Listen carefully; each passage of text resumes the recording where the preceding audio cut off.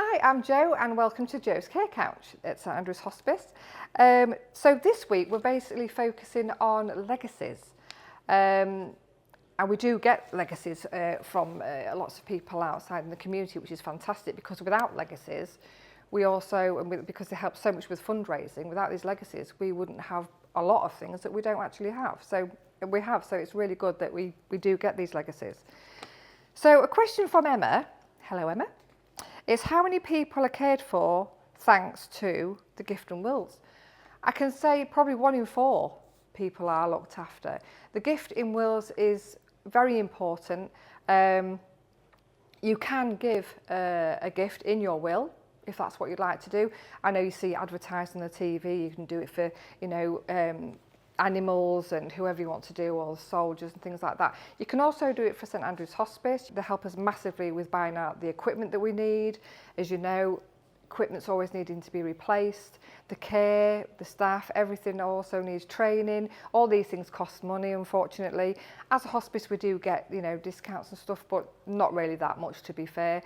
A lot of our fundraising is done by the fundraising team. Again, we only get 19% from the government. So a lot of these things with the fundraising, the gift and wills, the legacies, make a massive impact and difference to our services that we provide. So what else have we got then? Let's have a look. Jane, hello Jane. How much does your equipment cost? Oh my good grief. We use a piece of equipment called a syringe driver, and this helps administer medication to patients, and it goes through the skin. These we use all the time for patients that end of life care or have difficulty swallowing, things like that, or they have a disease where it doesn't allow them to swallow. These machines are, again, nearly £1,500 per machine, and they're only small things. You wouldn't look at them and think, oh, that shouldn't cost too much money, but they're about £1,500, and they have to have a case to be put in as well to keep them safe.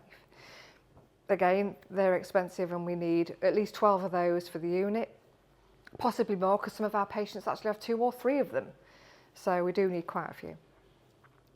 In the rooms themselves, the hoists that have been built into our rooms, into the walls, they're anything up to £8,000. They all cost a lot of money. The chairs, the reclining chairs that we have in the rooms have all got specialised pressure relieving seating in them.